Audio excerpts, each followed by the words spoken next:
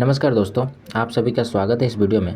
और इस वीडियो में हम लोग देखने वाले हैं एसएससी द्वारा प्रीवियस शिफ्टों में पूछे गए जरूरी क्वेश्चंस को देखने वाले हैं, जिससे क्वेश्चंस रिपीट हो रहे हैं उनके एक्स्ट्रा फैक्ट्स को देखने वाले हैं।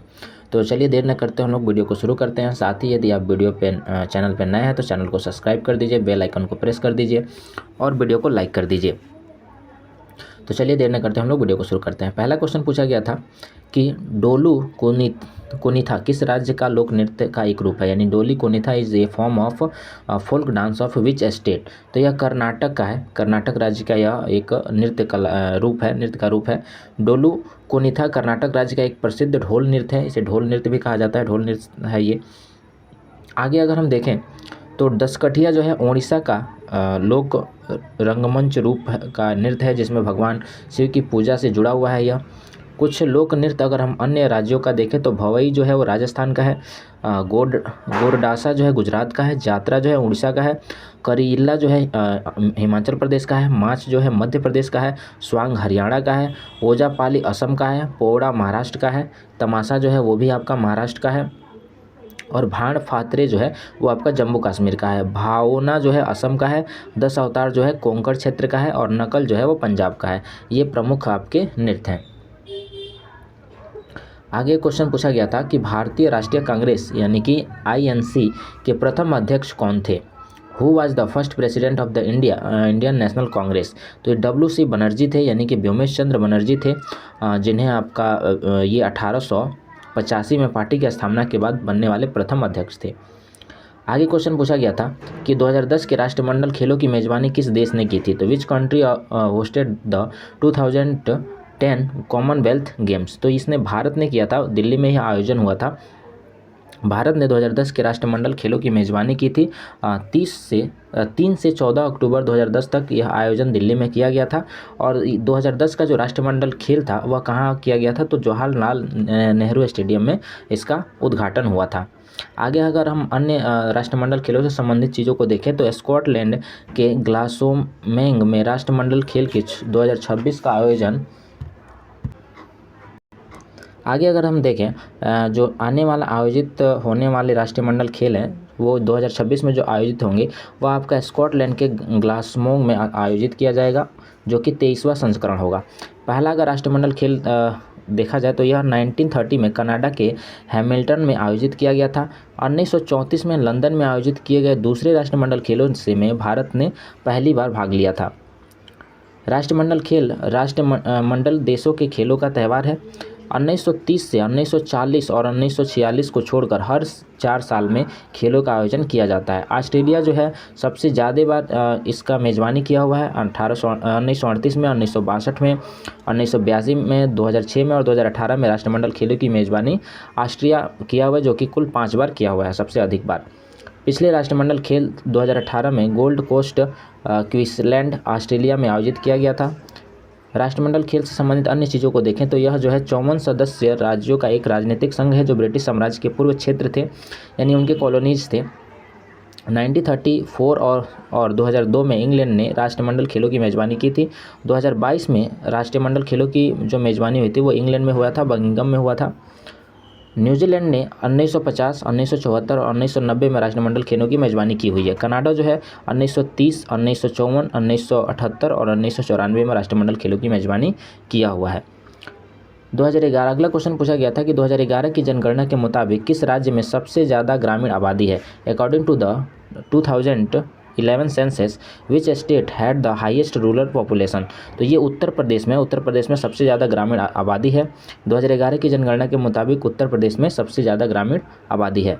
2011 की जनगणना से काफ़ी ज़्यादा क्वेश्चन पूछा जा रहा है। इससे अगर आप पूछा जाए कि जनसंख्या घनत्व भारत का कितना था, तो 382 व्यक्ति पर किलोमीटर स्क्वायर था। अगला क्वेश्चन पूछा गया था कि द हंग्री टाइड के लेखक कौन है। Who is the author of the Hungry Tide. तो ये अमिताभ घोष है। Amitabh Ghosh the Hungry Tide पुस्तक के लेखक है। वो यह उनका 6ठा उपन्यास था और इसके लिए उन्हें 2004 में डच क्रॉसवर्ड बुक पुरस्कार भी जीता है। हम्पी नगर साम्राज्य से संबंधित क्वेश्चन पूछा गया था कि हम्पी नगर किस साम्राज्य से संबंधित है। To which empire does the city of Hampi belong. तो यह विजयनगर साम्राज्य से संबंधित था, जो कि हम्पी तुंगभद्रा नदी के तट पर स्थित है। अगला क्वेश्चन पूछा गया था कि निम्नलिखित में से किस राज्य में हम्पी डांस फेस्टिवल मनाया जाता है। In which of the following state is the Hampi dance festival celebrated. तो हम्पी जो डांस है वो कर्नाटक का हम्पी डांस फेस्टिवल है जो कि कर्नाटक में मनाया जाता है। कर्नाटक के अगर अन्य त्यौहार की बात की जाए तो कंबाला है, उगादी है, हम्पी है, कारगा है, पद्दक्कल है, कैलपोधा है इत्यादि कर्नाटक के अन्य फेस्टिवल हैं। अन्य राज्यों के कृषि फेस्टिवल की बात की जाए तो पोला जो है वो महाराष्ट्र का है, नुआखाई जो है वो उड़ीसा का है, ओनम जो है केरला का है, बंगला जो है वो मेघालय के गारो जनजाति द्वारा मनाया जाता है। आगे अगर क्वेश्चन देखा जाए तो आगे क्वेश्चन पूछा गया था कि 2023 ACC अंडर-19 एशिया कप कहाँ हुआ था। Where was the 2019 ACC under nineteen Asia cup held. तो यह संयुक्त राज्य अमीरात में हुआ था, यूएई में हुआ था। 2023 ACC under nineteen Asia cup under-19 cup का 10वां संस्करण था जो एक सीमित ओवर का क्रिकेट टूर्नामेंट है जिसमें 8 under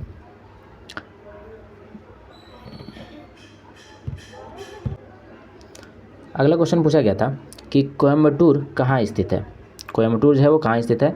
where is the Coimbatore located. तो यह तमिलनाडु में स्थित है। कोयम्बटूर जो है यह कोयम्बटूर भारत के तमिलनाडु राज्य में स्थित है। अगला क्वेश्चन है कि केग का कार्य क्या होता है, यानी what is the function of the keg.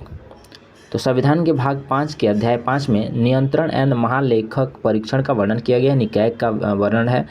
अनुच्छेद 148 से लेकर 151 तक भारत के नियंत्रक महालेखा परीक्षण से संबंधित ये अनुच्छेद हैं।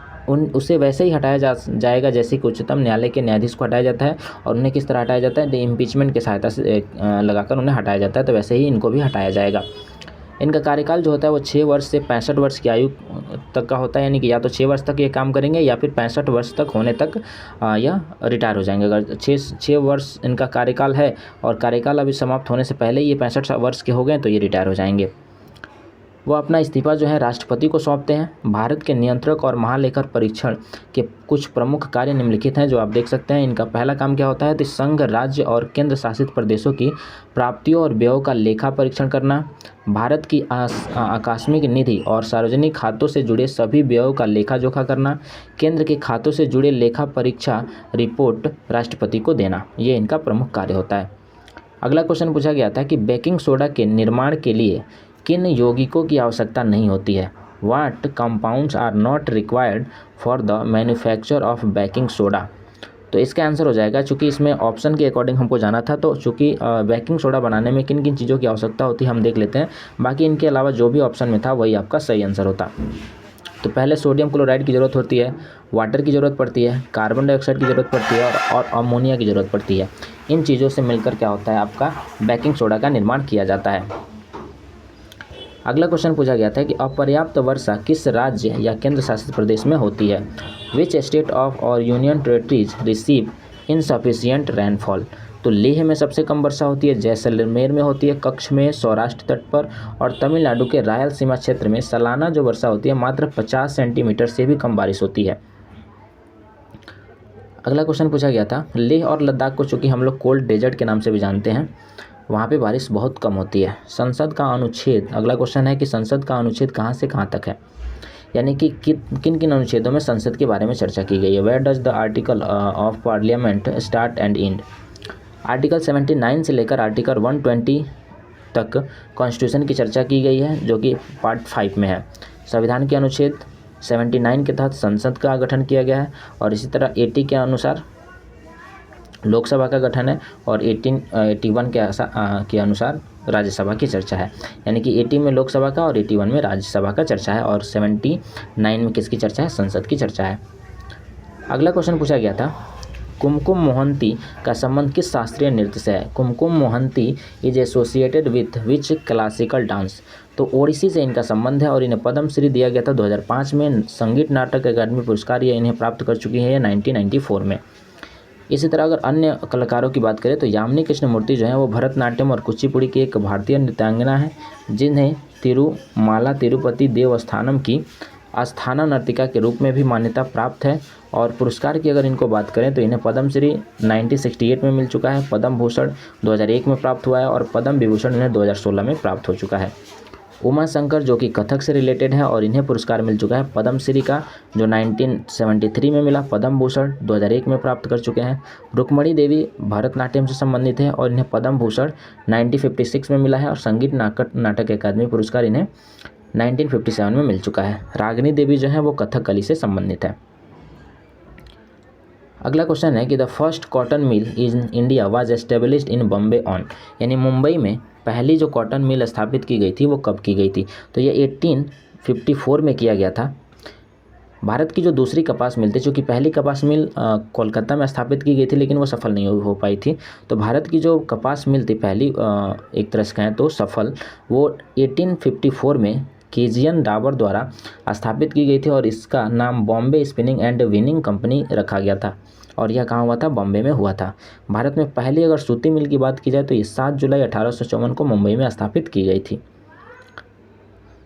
अगला क्वेश्चन पूछा गया था कि शशांक किस वंश का शासक था? Shashank was the ruler of which dynasty? तो यह गौड़ वंश का शासक था जिसने गया के बौद्ध वृक्ष को भी कटवाया था। गौड़ जनजाति नृत्य का संबंध किस राज्य से है? Gaur tribal dance is related to which state? तो गौड़ जनजाति के नृत्यों का जो संबंध है वो मध्य प्रदेश से है, तेलंगाना से है, महाराष्ट्र से है, बिहार से है और उड़ीसा जैसे राज्यों से है। अगला क्वेश्चन पूछा गया था कि अन्नपूर्णा देवी किस वाद्य यंत्र के लिए जानी जाती हैं? Annapurna Devi was known for which musical instruments? तो ये सूरबहार के लिए जानी जाती हैं। यह बांस सितार है, हिंदुस्तानी शास्त्रीय नृत्य में प्रयुक्त होने वाला एक तार वाला वाद्य यंत्र है। संबंधित अगर कलाकार की बात की जाए कि सूरबहार से कितने लोग संबंधित हैं, जुड़े हुए हैं, तो ये इमदाद खान है, वाहिद खान है, इनायत खान है, इमरत खान है, मुश्ताक अली खान है, पुष्पराज कोस्ती हैं, अश्विन एम दलवी हैं। ये सभी इसके प्रमुख कलाकार हैं। विभिन्न कलाओं से संबंधित कलाकारों की बात की जाए तो सरोद से संबंधित गुरुदेव सिंह है, वायलिन से संबंधित अम्बी सुब्रमण्यम है या बाला भास्कर हैं, बांसुरी से संबंधित पंडित हरिप्रसाद चौरसिया हैं। अगला क्वेश्चन पूछा गया था कि डोल यात्रा festival is associated with which of the following state? यानी डोल यात्रा जो फेस्टिवल जो है वह किस स्टेट से संबंधित है, यानी कहाँ इसे मनाया जाता है? तो ये वेस्ट बंगाल में, ओडिशा में और असम में मनाया जाता है।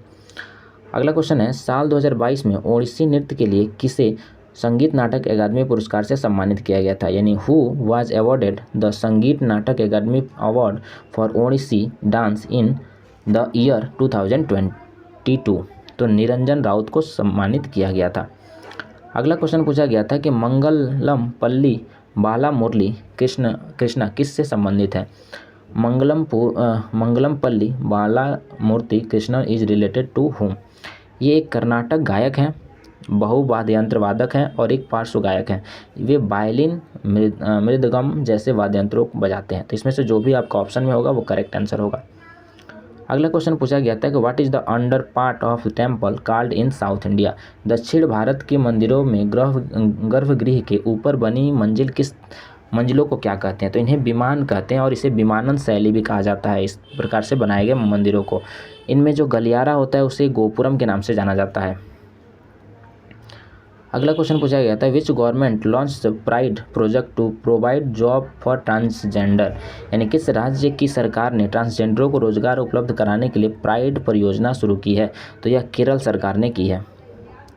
अगला क्वेश्चन पूछा गया था कि who the former CEO and managing director of Tata Consultancy Service TCS joined the Indian Institute of Technology IIT Bombay in 2023? यानी किस इनमें से कौन टाटा कंसल्टेंसी सर्विस TCS के पूर्व CEO और प्रबंधक निदेशक 2023 में भारतीय प्रौद्योगिकी संस्था IIT बॉम्बे में शामिल हुए हैं? तो कौन शामिल हुआ है? तो MD राजेश गोपीनाथ शामिल हुए हैं, जो 2023 में ट्रांसलेशन रिसर्च एंड एंटरप्रेन्योरशिप के प्रमुख रूप में भारतीय प्रौद्योगिकी संस्था IIT में शामिल हुए हैं।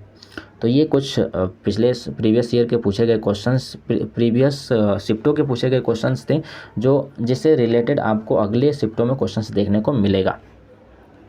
तो चलिए वीडियो को लाइक कर दीजिए और चैनल को सब्सक्राइब कर दीजिए। फिर हम लोग मिलते हैं अगले वीडियो में।